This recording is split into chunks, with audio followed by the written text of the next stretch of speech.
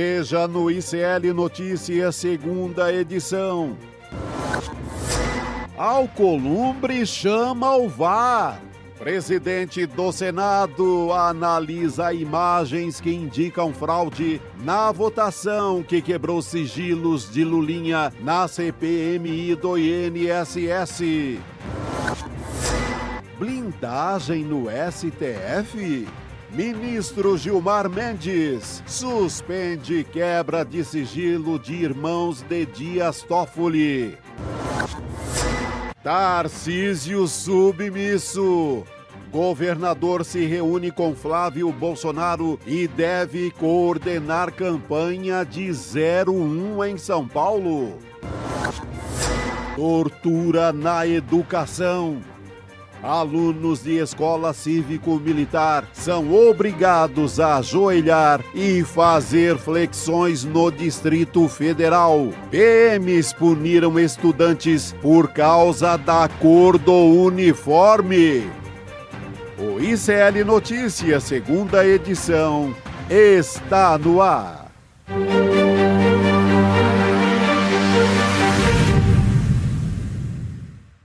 Olá, boa tarde. Seja muito bem-vindo, seja muito bem-vinda. O ICL Notícias, segunda edição, está começando. Já estamos ao vivo em todos os nossos canais nessa sexta-feira, dia 27 de fevereiro de 2026. Finalmente ela chegou, gente, a sexta-feira.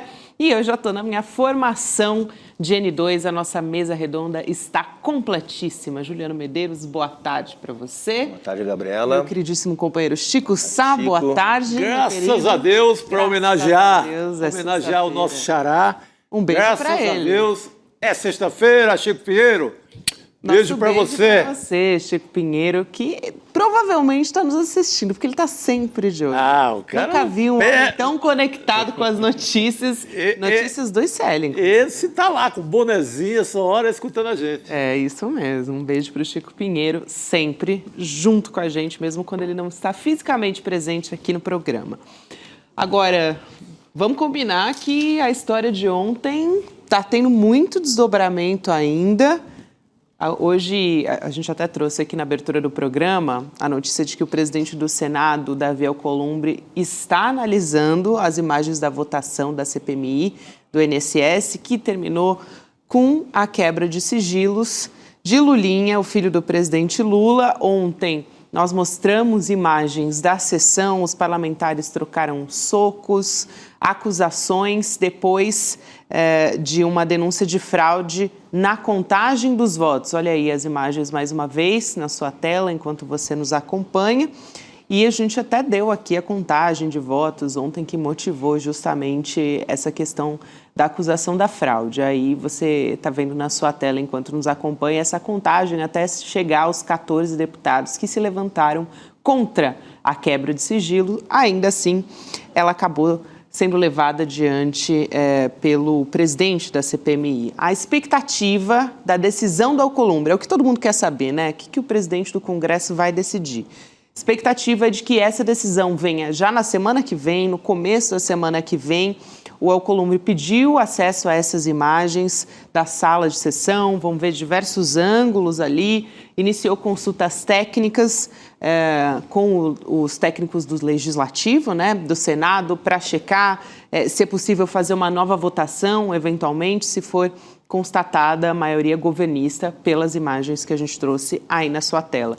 E nos bastidores, os aliados do Alcolumbre também avaliam que ele discorda que seja o caso de levar especificamente o presidente dessa CPMI do INSS, o Carlos Viana, que é do Podemos, para o Conselho de Ética, porque ontem conversamos ao vivo com o Paulo Pimenta, deputado do PT, sobre essa possibilidade. Ele até levantou essa questão, né, Juliano? Pois é, Gabi. O que deve acontecer? Vamos lembrar que essa CPI, para quem não acompanha, né, essa CPMI, na verdade, uma CPI mista da Câmara e do Senado, nunca teve maioria bolsonarista. Em todas as votações houve uma maioria do governo com uma parte do centrão mais governista, né, porque o centrão também tem setores mais próximos do governo, outros setores mais próximos do bolsonarismo. A composição dessa CPMI, no geral, tem sido mais favorável ao governo, Chico, do que a oposição. Sim. Por isso que chamou tanto a atenção a votação de ontem, porque numa votação tão importante, onde o filho do presidente teve o seu sigilo bancário quebrado, houve uma mudança na correlação de forças, né? Então, houve um estranhamento e depois se conferiu que não houve essa mudança de correlação de forças, que o que houve, na verdade, foi um golpe, uma manobra do presidente, né, da CPMI. Depois também veio à tona as relações que o presidente da CPMI, que quando foi eleito era centrão raiz e que agora é centrão bolsonarista. Ele foi fazendo em Minas Gerais acordos com o bolsonarismo para ser o candidato do bolsonarismo ao Senado. Então, esse presidente foi se bolsonarizando e, por isso, talvez tenha deixado rolar essa fraude e legitimado essa fraude, esse golpe, no dia de ontem. Se o Davi Alcolumbre, Gabi e Chico, quiser restaurar a normalidade, ele vai revogar essa votação, ele vai tomar uma decisão administrativa, qualquer que seja, para desfazer essa votação, mas vai ficar de bem com o Carlos Viana, com o presidente da CPMI, porque ele é centrão e o centrão é Alcolumbre. O Davi Alcolumbre é de um partido centrão, é um dos líderes do centrão, não vai levar um dos seus para o Conselho de Ética do Senado Federal, o Conselho de Ética que tem lá uma representação contra o Flávio Bolsonaro, o Gabi, há 7 anos. Isso. Então não vai ser agora que ele vai caçar um deputado ou um senador ligado a ele. Então eu acho que nesse caso o mais provável é revogação da decisão. Exato. Com uma pacificação geral para que a CPMI conclua seus trabalhos. Com uma última observação. A oposição certamente vai para o Supremo com essa decisão. A pergunta que você fez muito perspicaz ontem para o Paulo Pimenta, certamente a oposição vai, não porque queira reverter a decisão, mas porque quer manter em evidência, claro, as suspeitas em torno do filho do presidente Lula. Aliás, Chico, só para lembrar que antes da CPMI, o ministro André Mendonça do Supremo já tinha autorizado a quebra de sigilo do Lulinha. Em janeiro, né? Isso, depois de pedido da Polícia Federal. Então, na verdade, essa história estar na CPMI agora não é uma coincidência e tem esse intuito realmente de incutir na cabeça das pessoas, de criar esse simbolismo de que a família do presidente Lula está ligada à corrupção. É esse o objetivo, né? Exatamente. Numa eleição que você tem, de um lado, o candidato Flávio Bolsonaro é implicado em rolo no Rio de Janeiro até o pescoço. Rachadinha, lavagem de dinheiro naquela loja de chocolate, compra de 57 imóveis, cofre junto com o Carluxo, um cofre que meio Rio de Janeiro sabia. Então, o que interessa para a oposição é manter o assunto Lulinha. Esse assunto vai ser mantido até o último voto da apuração. Então, ontem mesmo, foi uma vitória espetacular da fraude da oposição. Pouco importa se é fraude, para a oposição pouco importa. Eles sabem que foi uma fraude, mas estava lá no Jornal Nacional, estava lá na CNN, estava lá em todas as TVs, em rádios do Brasil inteiro. Eles vão manter esse assunto, da forma como for. É só o que interessa. Quebrar o sigilo ou não, isso pouco importa, até porque já foi quebrado no STF, mas não é isso que importa. É manter Lulinha na manchete e vão fazer isso o ano inteiro, com ou sem sigilo. É isso, Chico. Só para fechar aqui, a informação da defesa do filho do presidente Lula, do Lulinha, é de que ele protocolou uma petição dizendo até que a quebra de sigilo não era necessária. Então, é isso que dizem os advogados, que o cliente se coloca à disposição, tem interesse de apresentar até voluntariamente esses dados necessários para esclarecer os fatos. A gente vai voltar a falar sobre esse assunto, pessoal, mas eu quero trazer uma outra história aqui para a gente discutir, que é o do governador de São Paulo, Tarcísio de Freitas. Ele vai ser o coordenador da campanha presidencial do Flávio Bolsonaro no estado de São Paulo. Então, depois daquela visita ao pai, ao Jair, na Papudinha, agora está todo mundo nesse clima de paz e amor, né? Ajoelhou no milho bolsonarista. Teve até a fotinho, você viu? Ajoelhou e vai com ele. Aquele Tarcísio que, o mercado, a mídia achava que estava pelo menos 5% independente, queria para uma candidatura presidencial. Aquilo foi uma ilusão, né? Uma ilusão midiática. Está aí, está ajoelhado com o bolsonarismo, no beijamão, vai com a rachadinha até o fim. Aliás, Juliano, tem essa história de que, na verdade, a pressão é para que o vice do Tarcísio seja do PL, né? Um integrante ali da legenda. Só que, nesse encontro, ficou definido, pelo menos até o momento, que quem vai disputar com ele junto na chapa, com ele Tarcísio como vice, é da escolha dele. Então, esse aperto de mãos, esse clima de paz e amor, por enquanto, o PL está deixando o Tarcísio escolher quem é que vai ser seu vice. Hoje, o atual vice-governador é o Felício Ramute, né? Exato. Do PSD. Felipe, então, né? Isso mesmo. Felipe. O Ramute, do PSD.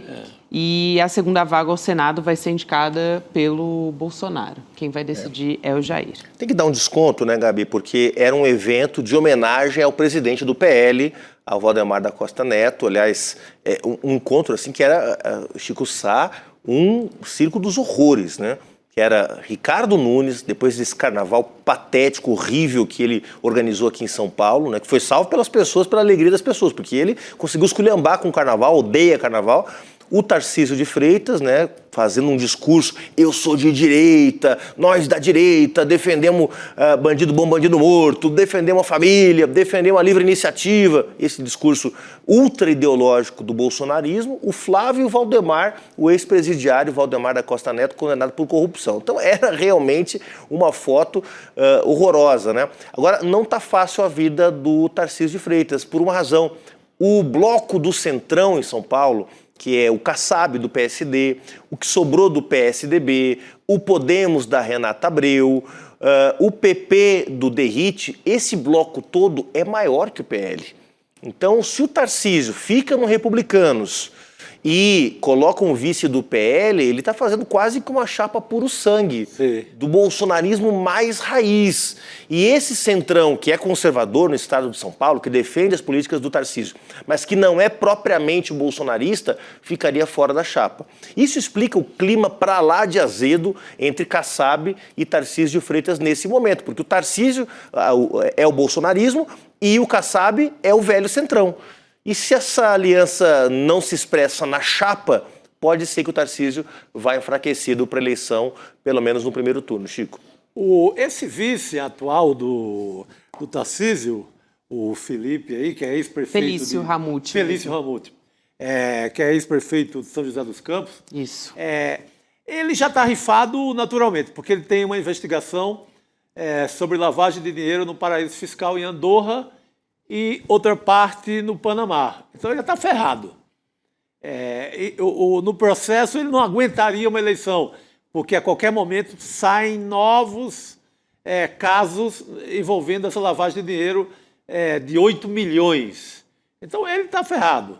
E é homem do Kassab, vai ter que dar vaga a alguém, mesmo a outro indicado do Kassab, se for o caso. Então é carta fora do baralho. Mas se o Tarcísio vai sem esse centrão de São Paulo, ele vai bastante enfraquecido, principalmente no interior, na prefeitada, que é mais centrão do que bolsonarismo raiz.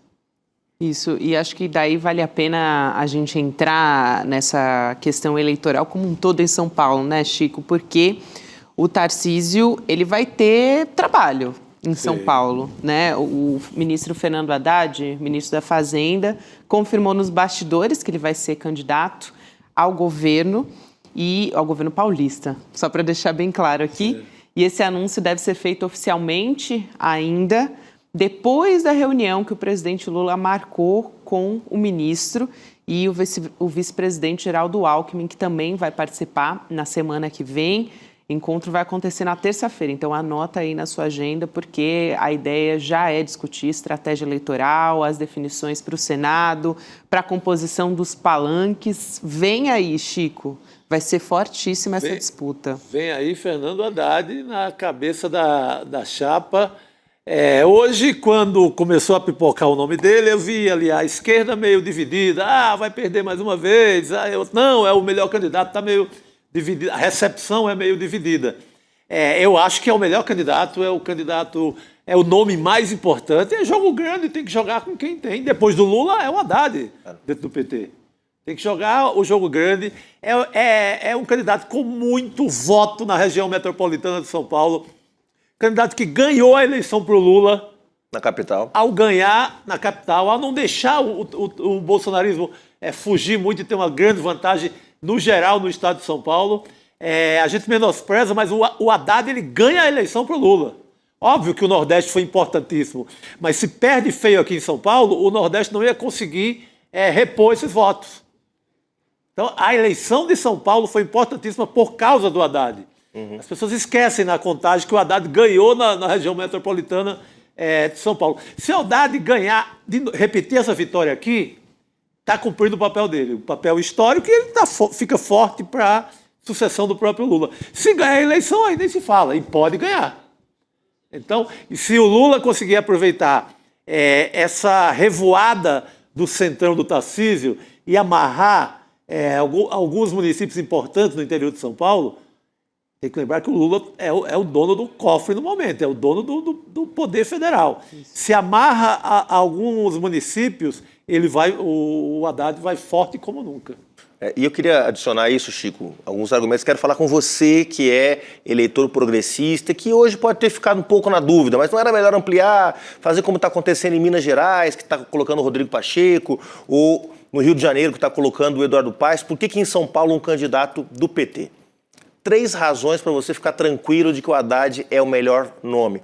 Primeiro, porque é decisão do presidente Lula. Ele ia escolher um candidato que ia ser o candidato mais frágil, o candidato mais fraco.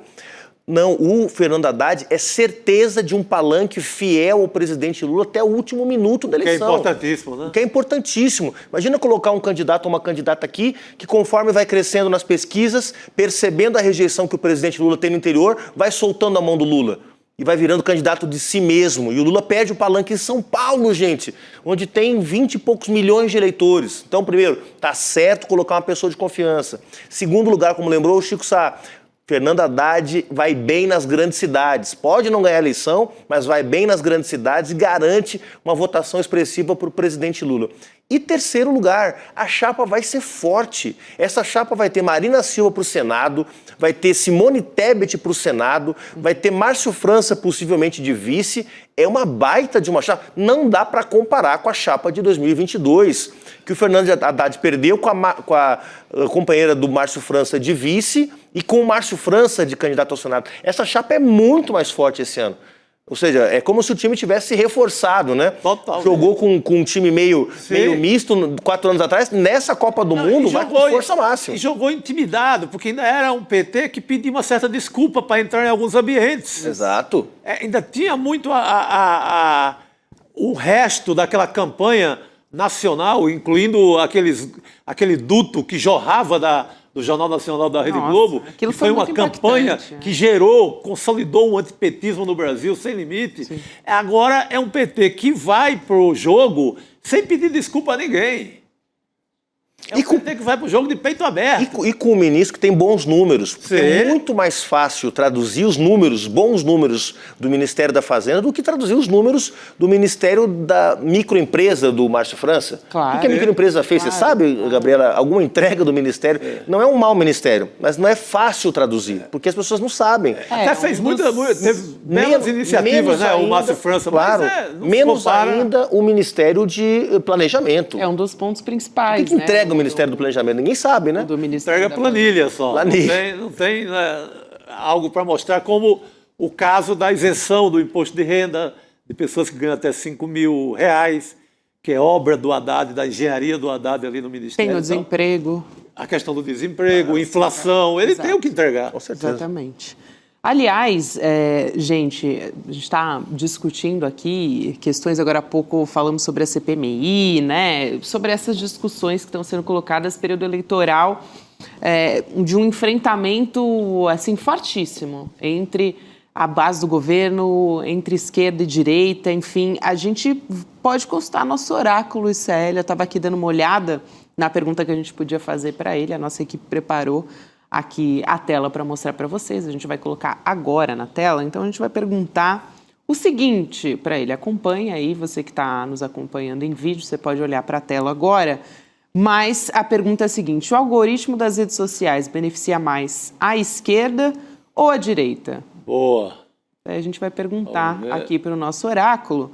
Só que aí vocês vão ter que me ajudar com a resposta, porque eu sou míope, né, gente? A tela tá longíssima do meu... Olha os meus quase... Aí vocês jogaram contra mim, Você né? tá usando um óculos tão bonito, Gabriela. Vou até colocar É uma aqui, questão muito debatida. Olha, eu tenho quase 10 graus aqui, então... Deixa eu buscar o que os nossos professores falam. Ó, já tem um vídeo separado ali que a gente pode clicar. Tem várias aulas que foram separadas, né?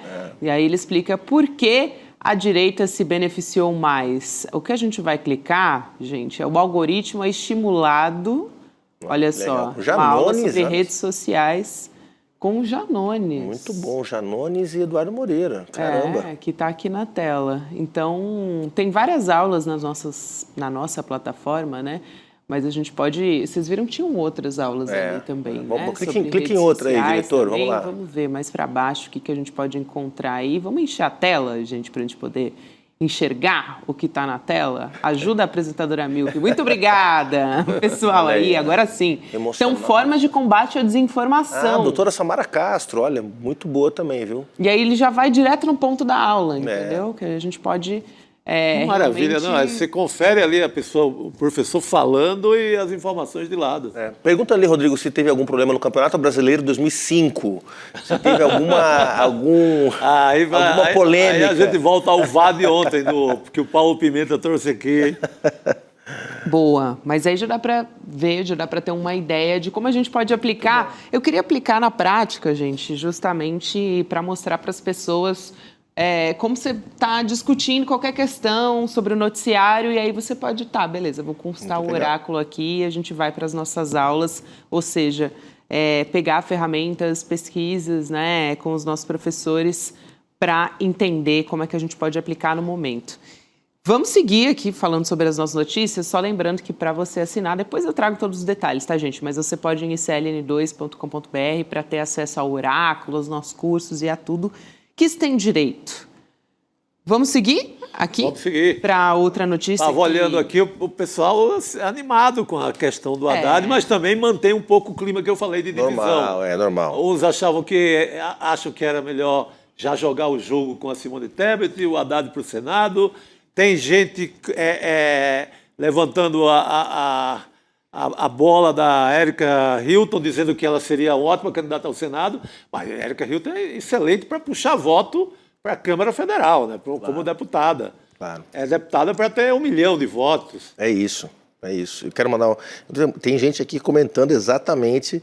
É curioso, né? Porque realmente é uma mudança de paradigma aqui em São Paulo, né? Em São Paulo, a esquerda sempre teve candidato. Pela primeira vez, tem uma insegurança de uma parte do eleitorado de ter candidatura de esquerda, né? Começa a ver esses arranjos, né, em outros lugares também, como a gente mencionou aqui, Minas, Rio de Janeiro, né? Mas não pode ter medo não, pessoal. Tem que ter candidatura de esquerda sempre. A esquerda nunca governou São Paulo, né? Então, isso acho que gera uma... Mas a gente tem que saber que, por exemplo, Lula diz até hoje que as eleições mais difíceis que ele concorreu foram nas derrotas aqui em São Paulo. Que enfrentavam a São Paulo ainda muito malufista, e é um malufismo que corre para o bolsonarismo, né? Já a pessoa é malufista, vamos ver o que é que tem pior por aí. Aí corre para o Bolsonaro. Então, esse é o meio climão de São Paulo. E que Lula sempre disse que as eleições eram muito difíceis aqui, até começar a ganhar a eleição aqui. Não como governador, candidato a governador, que ele foi, mas como candidato a presidente. Lula tem muitas vitórias na capital e na região metropolitana. E o Lula já ganhou quando candidato a presidente no Rio Grande do Sul, em Santa Catarina. As primeiras eleições que o Lula disputou, 89, 94, 98 e 2002, ele ganhou na região sul sempre. Depois começou a perder, depois ganhou de novo, chegou a ter vitórias e depois, nos últimos anos... Então, assim, isso muda, gente. Vamos ter um pouquinho de seguir trabalhando que as coisas melhoram. Aliás, o fator Simone Tebet, tem muita gente comentando sobre a Simone Tebet no nosso chat, como senadora e tal. Daqui a pouco a gente vai falar sobre um fator Simone Tebet também que impacta nas eleições de uma maneira geral. Mas, antes de voltar a falar sobre eleições, eu quero trazer uma outra notícia aqui de que o ministro Gilmar Mendes suspendeu a quebra dos sigilos bancário, fiscal e telemático da empresa Merit, que tem entre os sócios, o ministro Dias Toffoli. Então, o sigilo tinha sido rompido pela CPI do crime organizado na semana passada, vocês devem se lembrar, porque falamos sobre isso aqui no N2, sobre a justificativa de investigar a compra de um resort da empresa por um fundo ligado ao Daniel Vorcaro, o dono do Banco Master. Vamos ver um trecho da decisão do Gilmar Mendes aqui na tela? Então, nesse sentido, sustenta que a aprovação do requerimento com substância inegavelmente medida que não possui nenhuma relação com o fato determinado apontado para a instauração da comissão, além de evidenciar uma nítida tentativa de instrumentalizar os poderes investigatórios da CPI como verdadeiro atalho para, sem justa causa, avançar sobre os direitos e garantias fundamentais, especialmente o sigilo de dados da pessoa jurídica ora requerente. O ministro concedeu habeas corpus e determinou que, caso as informações já tenham sido encaminhadas, que elas sejam imediatamente destruídas e inutilizadas. Aqui ele está falando sobre o uso da CPI, o uso político, né, Juliano? Agora há pouco a gente falava a respeito de outra CPMI, a do INSS, nesse caso, a CPI do crime organizado. A gente falou muito sobre isso aqui já, né, Gabi? Que, por um lado, é claro que toda a repercussão que a relação do Toffoli com o Daniel Vorcaro ganhou exige investigação, né? O problema é que a CPI não é o melhor lugar para investigar nada.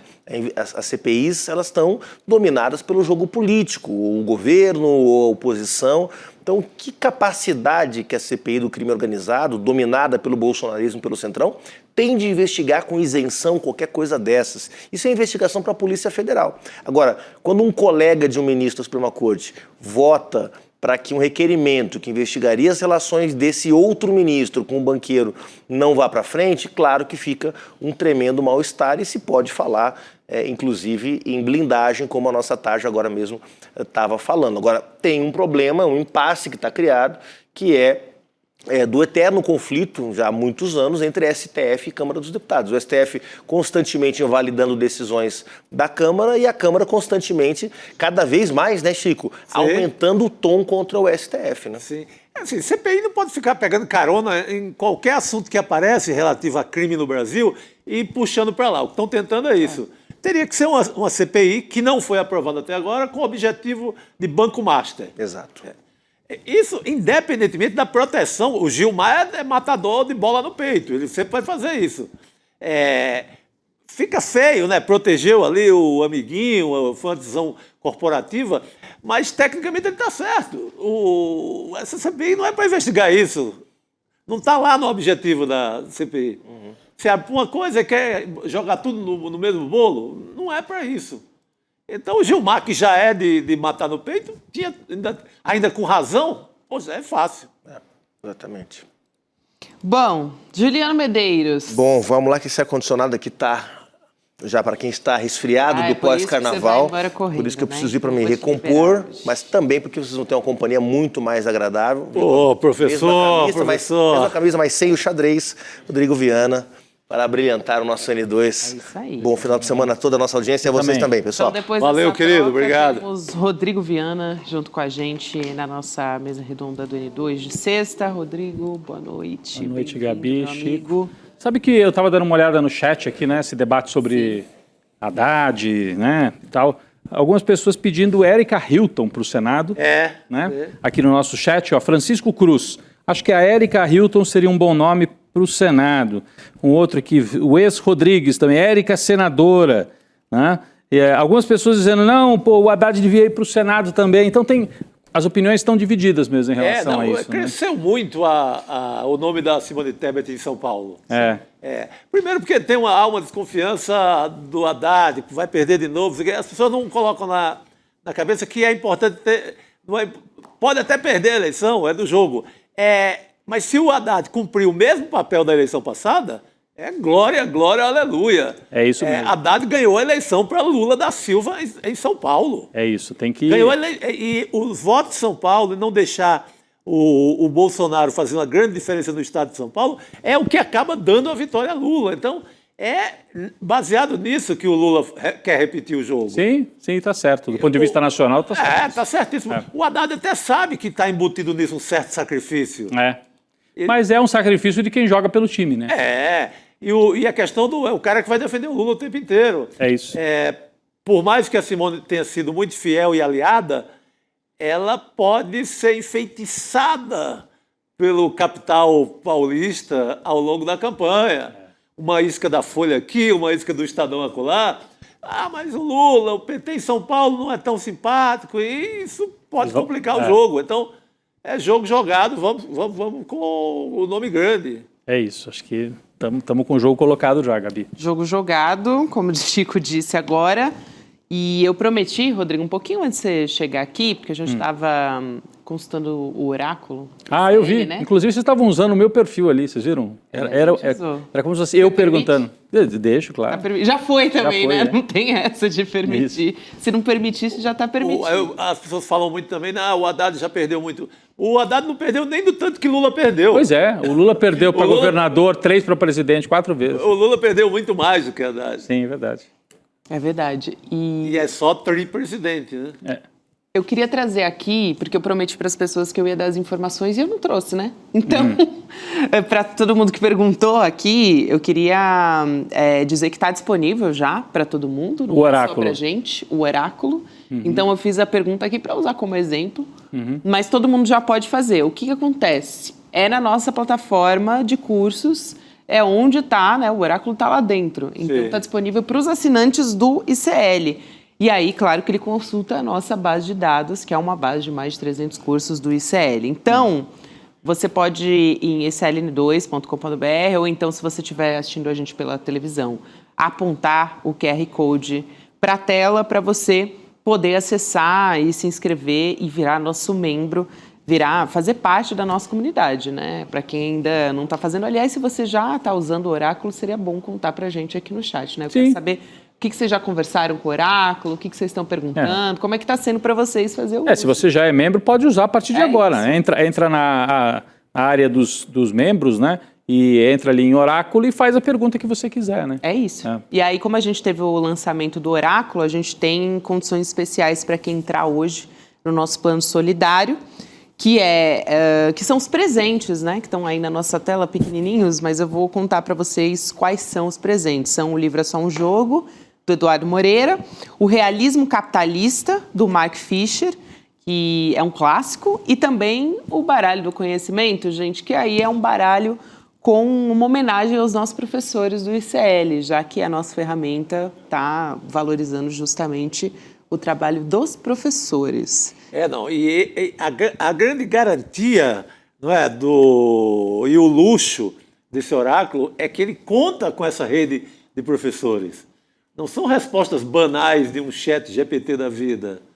São respostas lastreadas assim, com conhecimento de gente que estudou, se preparou a vida inteira. Não é chute de inteligência artificial qualquer. Exatamente. Bom, e seguimos falando mais uma vez da cúpula da CPMI, do INSS, que está se preparando para uma possível batalha judicial envolvendo a votação de ontem na comissão. Como já falamos aqui, essa sessão acabou em briga. A base governista acusa uma fraude na contagem. Nós trouxemos as imagens aqui na tela também. Pelas imagens é fraude clara. É isso, que são 14 parlamentares que estavam de pé justamente se posicionando contra a quebra de sigilo, né? E mesmo com 7 votos a favor, esse requerimento foi aprovado. Então, essa contagem de votos justamente seria a causa dessa fraude, né? E que levou aí à quebra dos sigilos do Lulinha. Segundo os membros da cúpula da CPMI, a ideia é acionar o STF se o presidente do Senado, Davi Alcolumbre, anular a votação. Essa foi uma pergunta até que eu fiz ao Paulo Pimenta ontem aqui, deputado, né? Em entrevista ao N2, e não havia essa intenção por parte da base governista até aquele momento. Pelo menos na entrevista, o Pimenta disse isso pra gente, mas segundo a apuração do Metrópolis, na visão da cúpula da CPMI, tá? O risco do Alcolumbre derrubar a votação é real, então essa é a expectativa, especialmente porque Entre os outros sigilos que foram quebrados, não foi só o do Lulinha, né? Tem o Gustavo Marques Gaspar, que é ex-assessor do senador Everton Rocha, que é um dos homens de confiança do Alcolumbre. Então, isso pode seguir adiante de fato. A senadora Soraya Tronic conversa aqui com a gente. Ela é uma das integrantes da CPMI do INSS, estava lá ontem, né? Foi uma das parlamentares ali que se levantou. Ela aparece na imagem, ela aparece, né, nas imagens. A gente conversa com ela a partir de agora. Senadora, boa noite, bem-vinda. Bem-vinda. Boa noite, Gabriela. Boa noite, Juliano. Boa noite, Chico. Um prazer estar aqui com vocês no ICL. Boa noite. Prazer te receber, senadora. Eu aproveito para te perguntar sobre as atualizações em relação ao Alcolumbre, se houve mais alguma conversa, qual é a sua expectativa, senadora? Porque ontem, ainda em conversa com o Paulo Pimenta, isso tinha acabado, né, de ser levado ao presidente do Senado. Exatamente, Gabriela. Assim que nós definimos o que iríamos fazer e o deputado Paulo Pimenta levantou a questão de ordem que foi negada, nós todos abandonamos a sala da comissão e alguns foram dar entrevista, conceder entrevistas, mas eu segui para a residência oficial com outros parlamentares, não foram os 14, fomos em torno de 5, para reportar ao presidente Davi o que havia acontecido e para receber a orientação. A orientação foi de formalizarmos, por óbvio, reduzirmos a termo, e todos assinaram o ocorrido. Eu creio que o presidente Davi, apesar de ter se mostrado absolutamente imparcial, ele vai ouvir a outra parte, porque faz parte do contraditório, da ampla defesa, mas eu não vejo o Davi Alcolumbre como uma pessoa, como um homem limítrofe. Ele não vai contra o óbvio ululante. Davi não vai contra o que é público e notório. E ali aquela conta não é onde está o Wall-E no meio do universo. Aquela conta é muito fácil de ser feita. E, enfim, é trágico porque, por mais que eu tenha respondido há pouco em uma entrevista, o jornalista disse assim, é muito estranho mesmo, né? Eu falei, não é estranho, é criminoso. Eu estou muito decepcionada, o Viana é meu líder no Podemos, no Senado, e assim, a forma como ele vem atuando, já, para mim, já esgotou todo tipo de paciência até onde eu poderia me manter calada, né? Tentando ainda na tentativa. Sim, a gente observou as imagens, né? É o Rodrigo Viana, o Juliano acabou saindo aqui, a gente fez uma troca aqui no estúdio. Okay. Apesar de Viana, não tem nada a ver com o senador aí, viu? Com o Carlos Viana lá de Minas. Mas a gente viu as imagens, mas acho que seria importante a senhora explicar para a gente como é que se deu isso. Ele contou, ele ignorou aquelas pessoas que estavam de pé, porque as imagens são muito claras, né? Você tem um grupo mais para a direita, um grupo mais central, que acho que era onde a senhora estava ali, e um outro grupo mais para a esquerda. Como é que ele conseguiu não contar 14 pessoas? Você poderia trazer para a gente de volta esse momento factual assim da história? Rodrigo, até eu me pergunto como é que ele teve a coragem de fazer isso. Ele chamou todos os brasileiros de otários.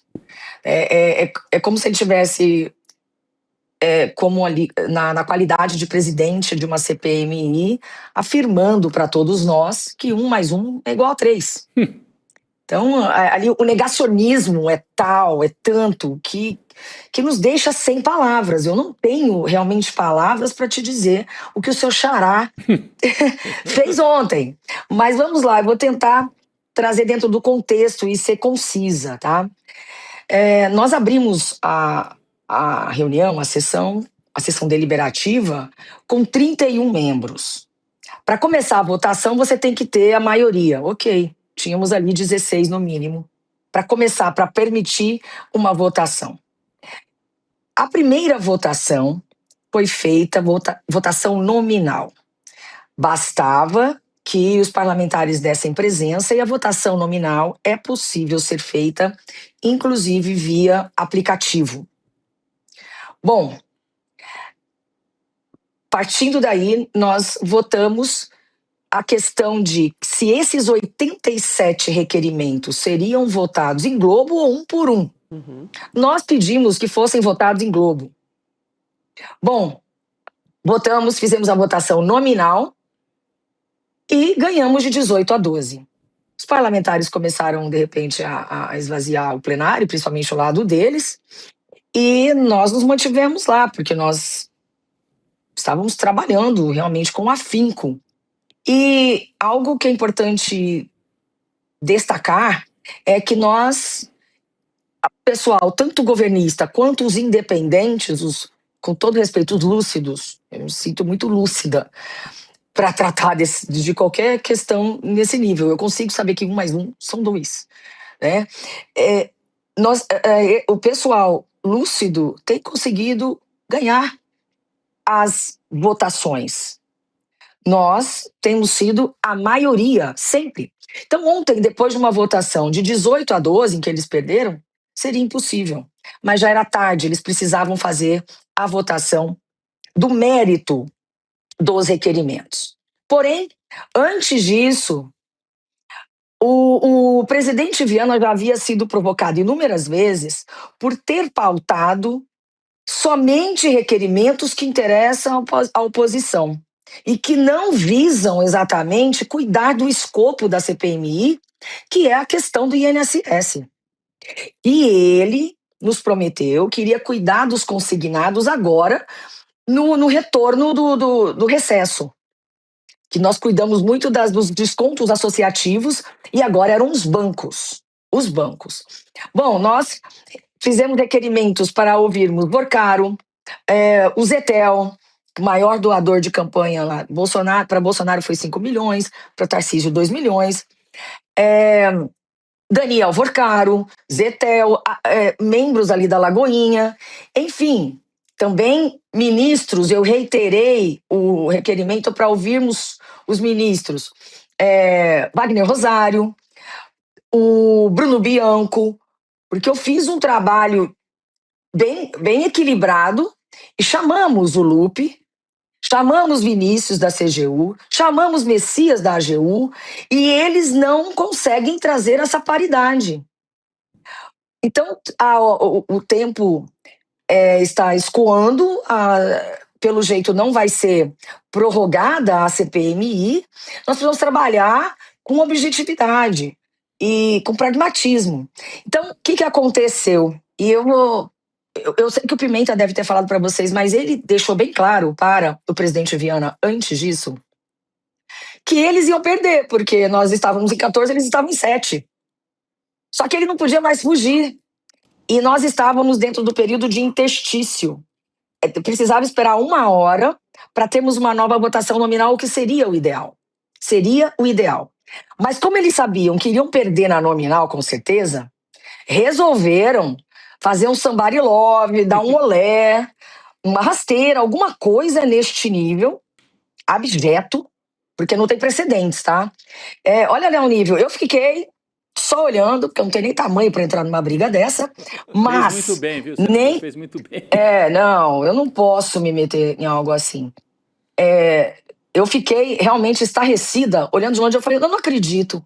E vou dizer para vocês que os maiores figurões da política, do lado do bem, do lado do mal, seja o que vocês imaginarem, todos estão chocados com a interpretação dada. Como ele não tinha mais o que falar, porque nós estávamos... Eu poderia só ter levantado a mão, não precisava exatamente me levantar. Aqueles que concordam permaneçam como se encontram, sempre foi assim. Então, nós tomamos a atitude de levantar para que não houvesse dúvida. Acho que era até bom colocar a imagem de novo, senadora. Desculpa, rapidinho. Se pudesse me colocar a imagem aqui na tela, em que a senhora aparece, né? Uma daquelas. Não são as imagens do tumulto, gente. As imagens da votação em que são fotos, né? Em que aparecem em sequência. Mas desculpa, enquanto a senhora. Olha aí, ó. A senhora ali, ó. É o número 8 que aparece naquela outra tela anterior, de camisa branca, a senadora é uma daquelas que levantam, né? Olha. Né? Aparece claramente. Não precisávamos levantar, então a gente levantou e levantou as mãos para que, sabe? E nós estávamos muito seguros. Quando ele contou 2 vezes, ele contou 7, porque 7 era o número deles. E aí quando dá confusão, geralmente o presidente volta, peraí, vamos recontar quem está aqui. Então é simples, mas ele foi assim, de inopino, ele foi muito rápido para falar que estava resolvido. É uma disfarçatez tão grande que eu estou chocada até agora. Parece que eu estou sonhando. E o pior é que ele trouxe algo que não é a forma da votação simbólica. Para você abrir qualquer votação, você tem que ter a maioria absoluta dos membros. Ok. Só que para a votação simbólica, você tem que ter a maioria dos presentes. É o artigo 108 do Regimento Interno do Senado Federal. E aí, só que ele criou ali, ele vem criando o RIV, Regimento Interno do Viana. Que horror. Há muito ele vem criando. Ele chegou a responder a questão de ordem do Paulo Pimenta dizendo que era costumeiro. Gente, é costume. Costume você utiliza quando você não tem regra clara sobre o assunto. Então você pode se valer do costume enquanto você não tem uma regra específica. Pode construir um costume e a partir do costume você faz a legislação. Mas aqui não há dúvidas. Nunca foi possível votar online numa votação simbólica, tá? Somente votação nominal. Então é óbvio que era só a maioria dos presentes. Isso nunca foi posto em dúvida. Aí ele começou a dizer que tinha que ser metade dos 31. É uma mentira, uma falácia, principalmente porque ele sabia que do lado dele havia 7 titulares e do nosso lado havia 14 titulares. Ele já sabia da conta, eles fazem conta. Então, foi um vexame impossível de nominar, e o pior é que colocaram a questão da quebra de sigilo do filho do presidente Lula. Porém, esse sigilo já foi quebrado, não é isso que nos interessa, o que nos interessa é a paridade de armas. Que sejam ouvidas as pessoas que estão, os principais envolvidos neste escândalo, que cada vez fica maior. Então, nós não conseguimos ainda, sabe, entender o que ocorreu com o presidente, mas é óbvio que ele cometeu um crime. Ontem ele esteve em flagrante delito de uma fraude. Eu já estou pedindo, gente, eu quero pedir o código-fonte e eu quero revisão desses votos. Porque como é que é? O auditável. Eu quero um voto auditável. Voto auditável. Agora começa com a campanha. Voto auditável, eu quero um código-fonte. Da onde que ele tirou isso? Muito bom. Sabe? Porque é algo surreal. E utilizar isso, sabe, tergiversar sobre o motivo da votação. Ninguém estava preocupado com a questão do filho do presidente Lula. Ninguém mesmo. E eu tenho uma atitude muito independente, mas eu já estive em reuniões pré-CPMI lá no Palácio, nunca vi ninguém pedir nada. E a conversa no Palácio sempre foi: quem tiver de pagar, vai pagar. Isso. Seja de onde venha, de onde vier. Sabe? Então, todos esses ministros já vieram, já falaram. Enfim, é muito grave. E, sinceramente, eu acredito que o presidente Davi, que não é limítrofe, que não é um negacionista, tá? Ele entendeu, apesar de ter mantido ali o rosto impassível, quase. Blasé, porque é de se chocar. Eu estou incrédulo até agora. Eu acho que preciso que alguém me belisque, porque eu não consigo acreditar que eles estão sustentando até agora, com firmeza, ainda apontando o dedo. Tá tão feio. Então, nós não podemos, sabe, ter esse tipo de comportamento. Por isso nós não permanecemos na oitiva do filho do Camizotti, uma oitiva importante, mas se nós permanecêssemos lá, nós estaríamos coniventes com a continuação dos trabalhos. Não, os trabalhos não podem continuar. Acabou. Perfeito. Acabou, e eu acredito que enquanto não sair a decisão do presidente Davi, ele já pautou 2 oitivas para segunda-feira. Na minha opinião, nós não devemos comparecer. Nós devemos esvaziar e não dar quórum, inclusive, para eles. Sequer deliberar mais. Sim. Isso não é uma brincadeira, gente. Isso pode acontecer se a gente abrir uma brecha dessa, sabe? Chegar nesse ponto de negacionismo, do óbvio ululante, e ali pra mim, ou ele é muito burro, ou ele é muito desonesto. Pode ser até as duas coisas. Eu cheguei neste ponto. Pode até ser as duas coisas. Porque, ou então, ele tá tão fora de si que precisa de um afastamento para tratamento. Porque querer enganar um país dizendo que ali não havia 14 parlamentares em pé, É isso. contar até 7 e parar, algo assim que eu não sei de que cartola ele tirou. Ele não deve estar bem. Senadora... Mas eu só vou acreditar que não está bem quando rasgar dinheiro, tá? Senadora... Se ele rasgar dinheiro, eu vou acreditar. Senador, eu acho que ele estava empolgado porque o Flávio Bolsonaro, naquelas anotações, coloca o nome dele como possível candidato do bolsonarismo em Minas Gerais. O Viana, o Carlos Viana. Acho que subiu a cabeça a possibilidade dessa candidatura e ele quis gerar assunto ali para o lado dele. Só famoso, cedo, né? agora eu se consagro, né? Mas Como eu diz. vou ter que soltar um bastidor depois dessa, Chico. Por favor. Eu digo sempre que para ser traído por Bolsonaro, basta pegar a senha e entrar na fila. Tá? Pega a senha e entra na fila porque vai acontecer. E ele, antes da campanha de 22, Flávio Bolsonaro, eu sei da boca dele, eu sei do time, eu ouvi dele, eu não ouvi dizer, tá? Realmente ele saiu candidato ao governo, lembra? Vocês se lembram? Sim. Flávio Bolsonaro chamou, falou, meu pai quer falar com você, quer você como governador, nós vamos lhe apoiar como governador de Minas Gerais. Ele ficou empolgado, animado, foi pro PL, mudou, tarará, uma coisa assim. E aí, primeiro dia, e ele falou, não quero Zema, não quero Zema. Quando o Bolsonaro chega em Belo Horizonte, ele foi ao lado da esposa receber o presidente, ele, o candidato do presidente. O presidente passou por ele, não cumprimentou, foi cumprimentar o Zema e abraçou o Zema. Rapaz. Ele foi traído. Ele foi traído de uma forma tão vergonhosa, tão, sabe,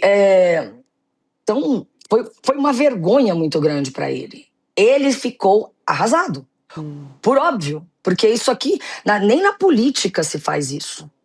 Nem na política. Política você tem que ter palavra. Palavra. E quem não tem palavra não é respeitado. Aí o que ocorre?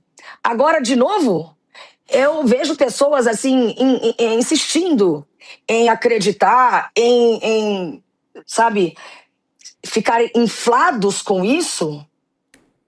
Mas eu digo que ali, ó, para apanhar 2 vezes só tem que ser mulher de malandro.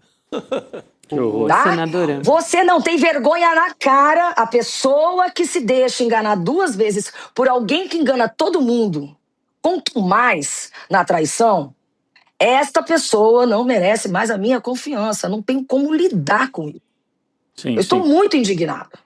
Faz bem, Vocês me senador. perdoem assim, é porque a gente vem tratando aqui nos bastidores e chocados cada vez mais com as conversas, inclusive internas deles, que coisas que são inenarráveis, sabe?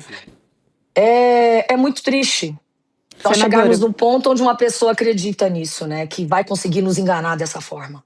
Senadora, eu não posso deixar de fazer essa pergunta, até porque muita gente da nossa audiência quer saber também, porque estão vendo vários veículos noticiar que a senhora está estudando concorrer à reeleição no Senado por outro partido, inclusive. Não sei se no PSB, eventualmente numa aliança com o PT no Mato Grosso do Sul. Então, queria te perguntar os planos para a campanha, porque as eleições já estão batendo na porta. Isso aí. Pois é, a política pode ocorrer no palanque, né? Mas ela acontece nos bastidores. Então é um momento de bastidor. Realmente, eu recebi convites pelo PDT e PSB para concorrer dentro da federação. Uma federação na qual o Podemos não se encontra. Mas, dentro das nossas tratativas, eu conversei nessa semana com a Renata Abreu, a minha presidente, Luiz França, o secretário-geral nacional do Podemos, e nós conseguimos levantar o Podemos, colocar o Podemos aqui redondinho, e temos um time, né? Mesmo que seja necessário eu sair para disputar a eleição, o Podemos não vai sair de mim. Eu tenho essa garantia e essa confiança da minha presidente, de toda a cúpula do Podemos, porque nós construímos um time que é nosso, que é muito pessoal, ele independe da sigla partidária, apesar do fato da sigla ser uma sigla de confiança, que o que promete cumpre, e onde eu me sinto muito bem, muito acolhida e muito segura.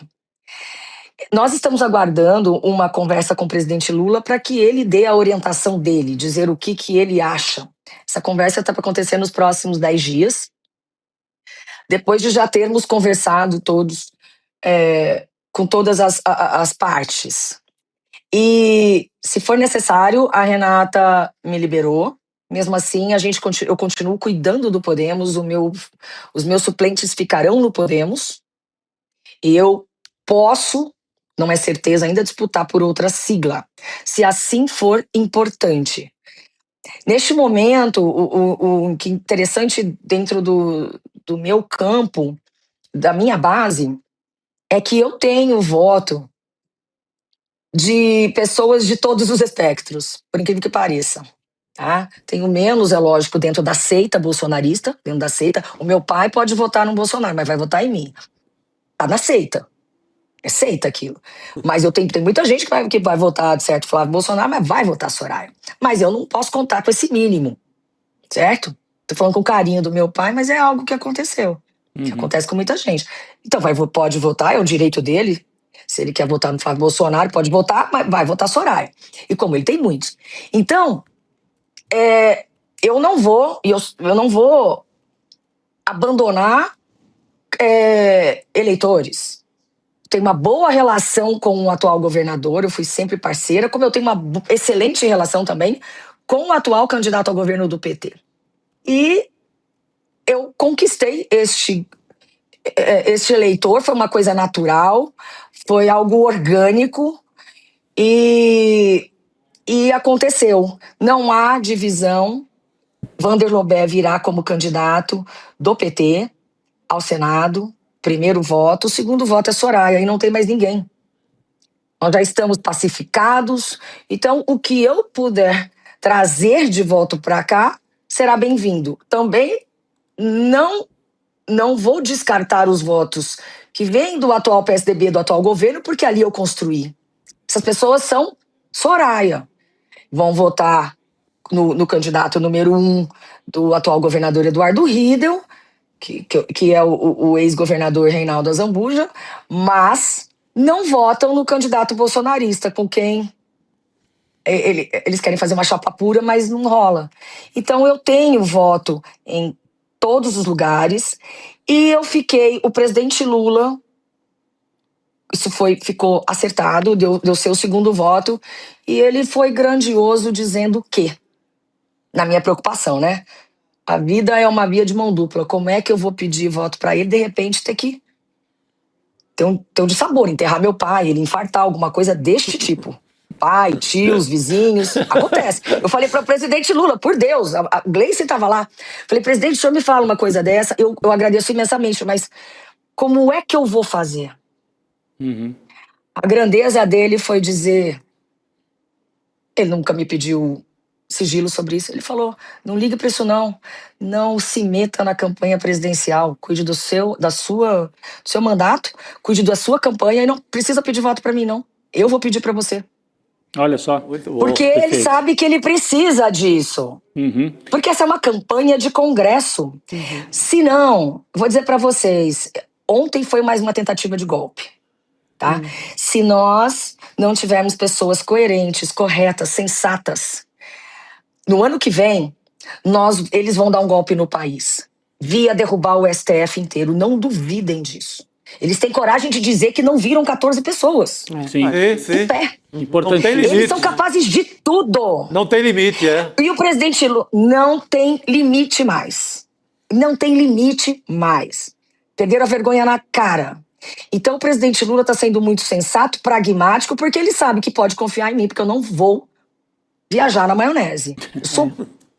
Eu sou absolutamente democrática, absolutamente conservadora da instituição. Eles são reacionários, eles não são conservadores, porque o verdadeiro conservadorismo é o institucional.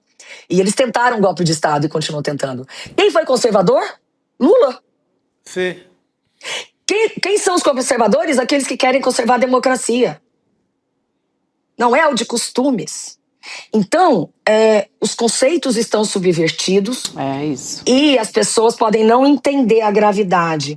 Mas o que pode acontecer, se eles tiverem maioria, é algo assim, pior do que o que poderia acontecer em 8/1. E nós, hoje, o presidente Lula está assim, a ala em quem se pode confiar, assim, eu tenho sido voto de Minerva.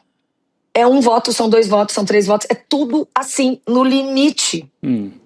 É isso mesmo. Temos que manter. Então, em nome da democracia, em nome de quem defende a democracia, em nome e respeito a todas as pessoas que votam em mim, tanto que no segundo turno de 22, eu não fui para lado nenhum e nem votei. Eu disse o seguinte, eu agradeço todos os votos que eu obtive e vou deixar o meu eleitor, que é consciente, escolher agora.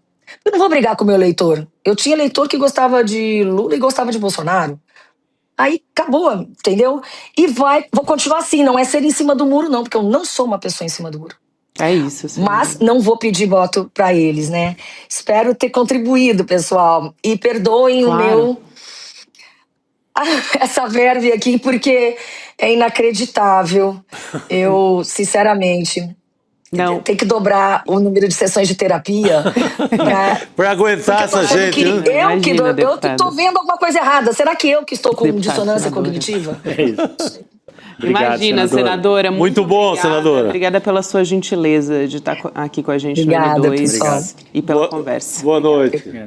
Senadora Soraya Tronic. O Gabi, ficou muito claro assim que ela tem muito cuidado para falar. Claro. Quer dizer, a tática dela, ela vai ser uma candidata de centro que não vai explicitamente fazer campanha pela esquerda, mas daí o PT lança um candidato e ela é o segundo voto da turma para tentar barrar o bolsonarismo de fazer 2 vagas em todos os estados. E mostrou o Lula preocupado com isso, preocupado com o jogo com isso. no Senado. Não precisa nem pedir voto para mim disso, Lula. Garanta a sua vaga lá no Senado. Aliás, hoje a gente está falando muito sobre eleições, conversamos aqui com a senadora Soraya Tronic, que foi muito transparente. Foi. Todo esse processo que está acontecendo. A gente está com uma enquete aberta ali no nosso chat, então... O pessoal pode acompanhar. Você acha que os algoritmos das redes sociais favorecem a extrema-direita, sim ou não? Vale a pena, a gente quer trazer o resultado. Sim ou com certeza? Aqui depois. Vamos ver o que a nossa audiência está achando. Eu tenho também a minha suspeita, viu, Chico? De qual que vai ser esse resultado. Mas a gente vai trazer aqui a parcial daqui a pouquinho. Muito bom. Tinha algumas pessoas em dúvida. Basta ser sócio do ICL para consultar o oráculo? Sim. Se já for associado, só ir lá direto na página e mandar bala. E se não é associado, é uma boa oportunidade. De virar sócio do ICL. Bom, gente, tenho também uma notícia aqui. A apuração do Kleber Lourenço, nosso repórter do ICL, o deputado federal Lindbergh Farias, protocolou nessa sexta-feira uma representação junto à PGR pedindo a instauração de inquérito no STF para apurar uma anotação manuscrita atribuída ao Flávio Bolsonaro. Aliás, ele mesmo já... não é mais atribuída, né? Assumida. Assumidamente de Flávio Bolsonaro. Esse registro, um dos registros, né, tem várias anotações ali, tem um que diz respeito ao deputado federal Marcos Polon, do PL do Mato Grosso do Sul. E aí ele menciona, entre aspas, que o Marcos Polon teria pedido 15 milhões para não ser candidato em Mato Grosso do Sul. Então, o deputado federal do PT, o Lindbergh Farias, protocolou essa representação para apurar o que isso quer dizer, que a anotação é essa, né? Naqueles papéis ali em que aparece também a mulher do Rodolfo, né? Naquela mesma hora, a mulher que eu achava que era mulher repolho. Não só você, né, Rodrigo? Muita gente achou que era. Isso. Mas então, naquelas mesmas anotações. Mas, além do lado pitoresco, né, aí tem uma questão séria. Pediu 15 milhões para não ser candidato, é como se o sujeito cobrasse um pedágio. Para ele não atrapalhar, vocês me dão 15 milhões na mão. Está anotado lá. Aí o Polon diz, não, isso aí é porque o Flávio Bolsonaro falaram para ele que estava rolando esse boato, então ele ia me avisar que eu estava sendo acusado disso. Ah, rapaz. Vai. De engolir, né? É importantíssimo entrar com queixa, crime, com tudo que for possível, inquérito, pedido de investigação, porque senão normaliza-se isso como fosse apenas um fato costumeiro da política brasileira. A gente sabe que a sacanagem é grande, mas, o cara anotou. Tá documentado. Por que não investigar? Sem dúvida. Tem que investigar, não pode deixar. Muitas vezes a gente, como jornalista, e já viu muita coisa no mundo das eleições, diz, mas isso é normal, isso é comum. Não é, pô! Não, tem certas coisas. É dinheiro público. Ele vai pegar 15 milhões nosso, do fundo partidário, para comprar a desistência do candidato. Pois é. Sabe? Isso não é normal. Perfeito. Eu acho importante você ter falado isso, viu, Chico? Porque tem muita coisa que é naturalizada nesse período de eleições. Fica, né? Tem uma matéria no Globo hoje que é assim. Anotações mostram preocupações do senador Flávio Bolsonaro com as eleições. Vai te catar, né? Jura? Ô, Chico, eu quero trazer uma outra notícia aqui. Agora há pouco a gente falava sobre tecnologia. Essa é bem importante, viu, que a gente discute aqui na nossa mesa do N2 nessa sexta, que é uma das maiores empresas de inteligência artificial do mundo, comunicando que não vai autorizar o uso irrestrito das suas ferramentas pelas Forças Armadas dos Estados Unidos. Eu estou falando da Anthropic, né, que soltou esse comunicado em meio a muita pressão do governo Donald Trump, até, inclusive, o governo dos Estados Unidos deu um prazo até amanhã para que a empresa conceda um uso militar incondicional dessa IA. Tem um trecho do comunicado também da Anthropic, o diretor executivo, o Dario Amodei, ele diz: essas ameaças não mudam a nossa opinião. Forte, né? Ele já chama logo de ameaças também. Não podemos, em consciência, atender a sua solicitação. O uso desses sistemas para vigilância doméstica em massa é incompatível com os valores democráticos. E o Pentágono já até se adiantou, falou que em caso de recusa, a empresa ia enfrentar uma ordem de cumprimento forçado sob a Lei de Produção de Defesa. No fim das contas, Rodrigo, o Donald Trump ele faz o que ele quiser, né? Ele finge que ele está consultando, que ele está fazendo uma pergunta, mas ele quer impor. Mas é importante que haja resistência e que isso esteja anotado ali pelo diretor da empresa. Importantíssimo. E mostra, por outro lado, o autoritarismo, mais uma vez, do governo Trump. Do governo dos Estados Unidos, né? Exatamente. É isso. Então, aqui, dada essa informação, vamos voltar a falar sobre isso ao longo das próximas semanas.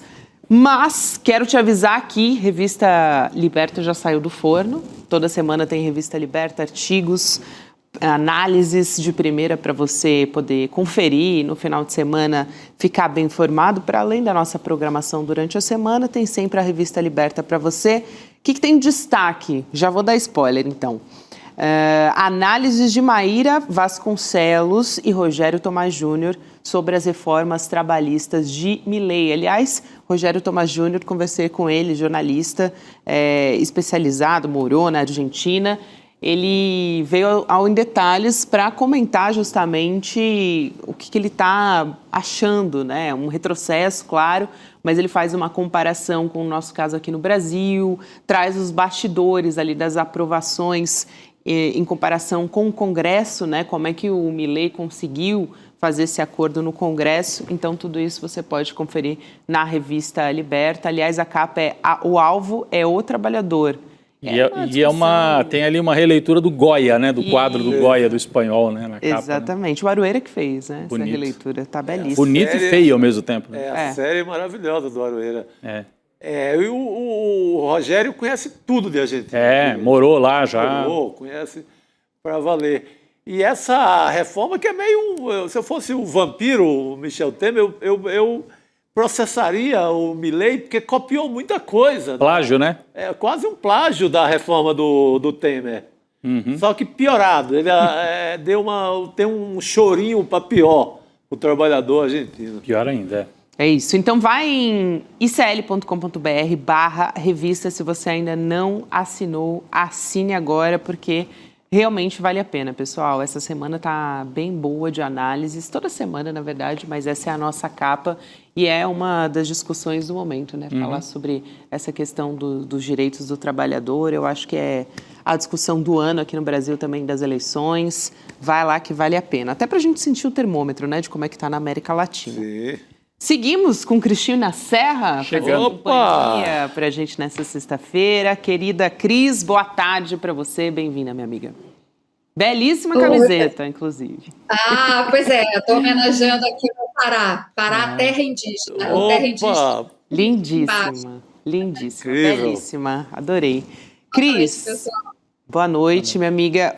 Olha, a gente vai trazer uma notícia aqui, já vou direto para essa história dos alunos de uma escola cívico-militar do Distrito Federal que foram obrigados por policiais militares a fazerem flexões como forma de punição por utilizarem, né, eles estavam usando blusas de frio da cor inadequada e aí esses policiais eles foram afastados e substituídos. Esses policiais que obrigaram os alunos a fazer flexão, você está vendo as imagens aí na sua tela, né? Como uma forma de castigo, eles tinham que fazer flexão, permanecer ajoelhados também, vocês podem ver alguns de joelhos. Nossa, eles estavam numa parte externa da escola, Chico, antes do início das aulas. Né? E não adianta, vai trocar, é o modelo, esse modelo é feito para isso, vai trocar por outro militar, vai ser a mesma coisa. Militar não é para estar em sala de aula. É. Se quer botar militar, bota lá na porta para segurança, para alguma coisa, na rua. Não dentro de escola, vai acontecer a mesma coisa. Troca o militar, ele vai também obrigar aos alunos a agirem como se estivesse dentro de um quartel. Isso não é modelo de educação. Aqui em São Paulo está essa desgraça também. Está um horror. O Tarcísio de Freitas chegou aqui para acabar com o ensino público em São Paulo.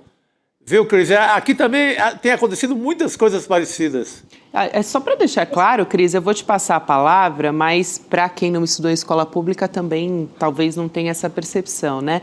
Mas foi só nessa semana que a Secretaria de Educação lançou um edital para a confecção dos uniformes das escolas cívico-militares e aí a Secretaria de Educação disse que tomou conhecimento da situação, que a direção da unidade disse que houve um equívoco na condução do episódio e tal. Quando eu era aluna de escola pública, não era todo aluno que tinha dinheiro para comprar os uniformes. Então, sim. Muitas vezes isso demorava até para acontecer, porque, enfim, a família não tinha condição. Sempre no começo do ano ficava ali, né? Esperando o uniforme. Exatamente. A gente está no começo do ano, a gente está em fevereiro, ainda as aulas acabaram de começar. Então, para quem não estudou a escola pública também, eu acho que essa percepção talvez não seja tão óbvia assim. Cris?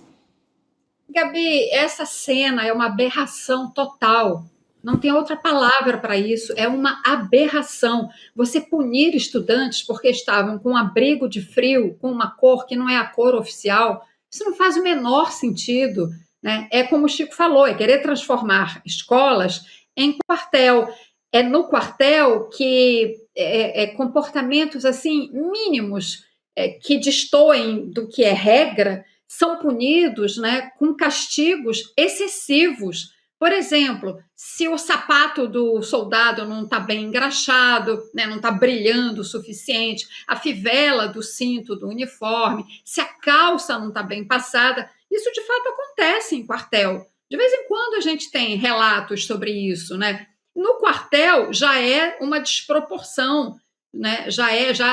O soldado já recebe uma punição excessiva, né, por esse tipo de coisa. Numa escola, não há nem o que se falar a respeito disso. Na verdade, essas escolas cívico-militares são resultado do extremismo de direita que assolou esse país em anos recentes, né? E o extremismo de direita, mesmo tendo deixado o poder federal, como ele continua em governos estaduais, né, mantém em alguns lugares essas escolas. Mas isso é uma aberração, isso deseduca o estudante, na verdade, né? Porque submete ele a humilhações, a violências, a castigos, e o jovem estudante é levado a crer, né, que a violência é um método educacional, é, de fato, uma maneira de exercer disciplina. Quando crescer, vai reproduzir isso. A escola pública é totalmente o contrário disso, né? Deve ser uma educação para a cidadania, para a liberdade, né, para o respeito à convivência, né, entre pessoas normais, né, que podem, evidentemente, tolerar não só, né, a falta de cumprimento de uma regra, de código de vestimenta, como podem e devem tolerar muitas outras diferenças. Essa é a educação pública para a cidadania. É o oposto do que a gente está vendo. Eu acho que devia ter um movimento no país, um movimento social forte, de gente ligada à educação, né? Pedagogos, especialistas mesmo, sabe? Que acabem com essas escolas, né? Que procurem um mecanismo legal de extinguir essas escolas cívico-militares que são uma aberração. Concordo. Perfeito. Eu acho que não tem, assim, por onde acrescentar, Cris. É só de ver essas imagens, assim, é um negócio impressionante, né? Um dos assuntos que a gente conversou com a Cris nessa semana, eu queria retomar aqui, porque temos atualizações do CNJ, Cris, do Conselho Nacional de Justiça, determinando o afastamento imediato do desembargador Magid Nawef Lawar, do Tribunal de Justiça de Minas, que absolveu, a princípio, aquele homem de 35 anos acusado de estupro de vulnerável contra uma menina de 12 anos, depois de uma repercussão negativa. Ele acabou voltando atrás com essa história, também está enfrentando denúncias de abuso, né, de assédio, que chegaram até a parlamentares, por exemplo, a Duda Salabert foi uma delas, mas a gente tem um trecho da nota do CNJ aqui, que eu vou trazer para vocês, dizendo o seguinte: foram identificados desdobramentos que apontaram para a prática de delitos contra a dignidade sexual por parte do magistrado, durante o período em que ele atuou como juiz de direito nas comarcas de Ouro Preto e Betim.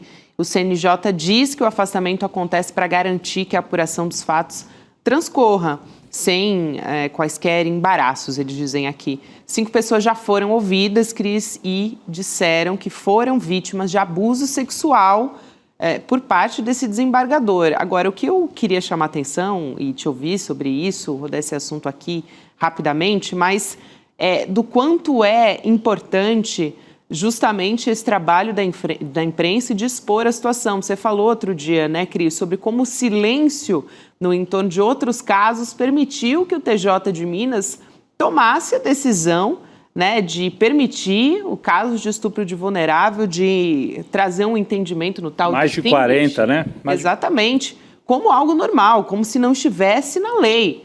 Então, é justamente essa pressão que motiva, no fim das contas, uma decisão como essa, né? Gabi, eu fiquei feliz quando li essa notícia, porque nós conversamos sobre isso ontem aqui, como às vezes, né, os órgãos de fiscalização, de correição, no caso do judiciário aqui no Brasil, o CNJ, Conselho Nacional de Justiça, como às vezes esses órgãos demoram a tomar medidas administrativas, como, por exemplo, o afastamento cautelar desse cidadão, né, do cargo que ele ocupa com tanto poder, o cargo, né, de magistrado que decide sobre a vida, sobre o destino das pessoas, como foi o caso dessa menina de 12 anos, né? Enfim, em função de toda a pressão social, ele mesmo voltou atrás e tudo mais, né? Mas o CNJ precisava agir e está agindo, né? A gente falou, eu reclamei da demora, mas considerando que o CNJ ouviu já 5 pessoas, inclusive, que trazem relatos, né, sobre abusos cometidos por esse desembargador, então o CNJ agiu, né, e tomou a decisão que precisava tomar, né? Essas coisas têm que ter uma resposta rápida para que a população continue acreditando na justiça. A população não pode ter a percepção, né, de que a justiça é corporativista e protege os seus. Então, nós vimos no caso do STJ, que eu até comparei ontem, né, a decisão de fazer a sindicância e de afastar o ministro do STJ, que se envolveu lá naquele episódio em Santa Catarina com uma menina, uma moça de 18 anos, e agora esta situação que tem elementos da maior gravidade, mostrando que este desembargador, né, tem, assim, digamos, usando a linguagem policial, uma folha corrida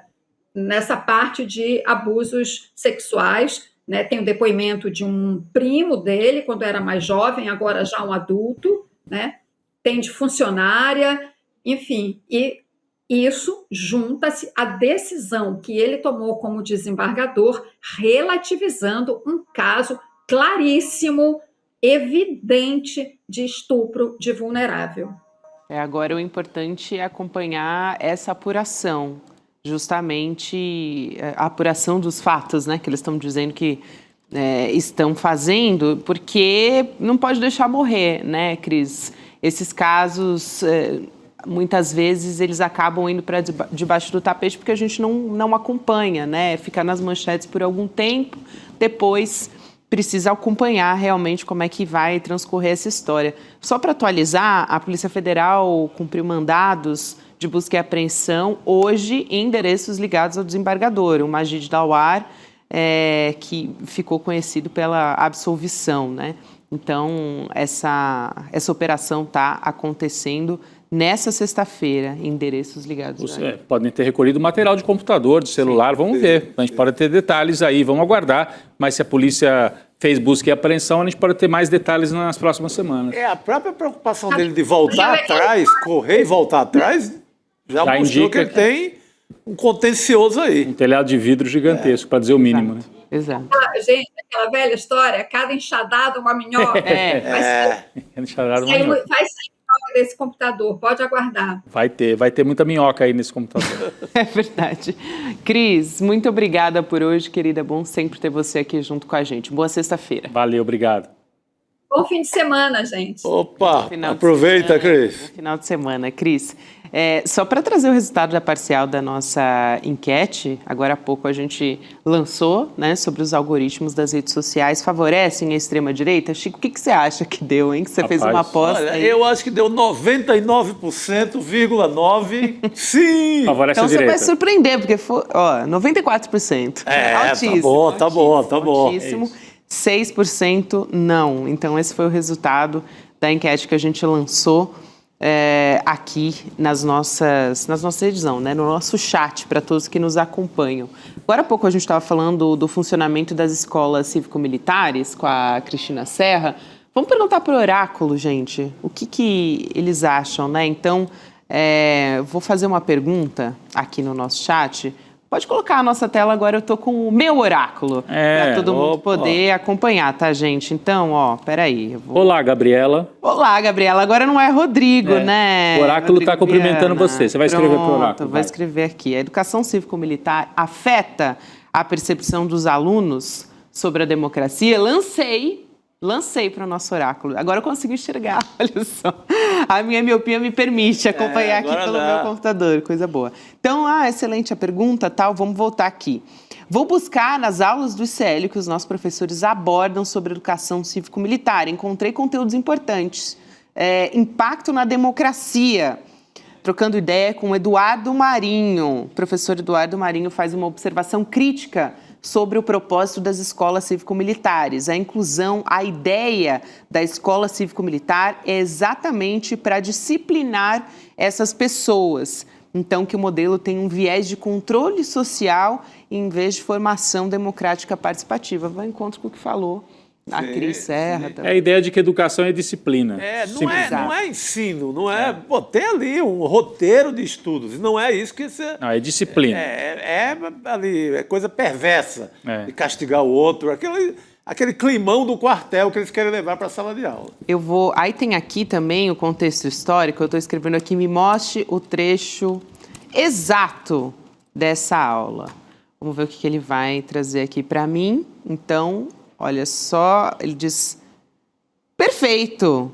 Então, aqui eu clico, logo na sequência, no trecho da aula com o Luiz Felipe Miguel, Que Democracia Construir, do curso Dilemas da Democracia.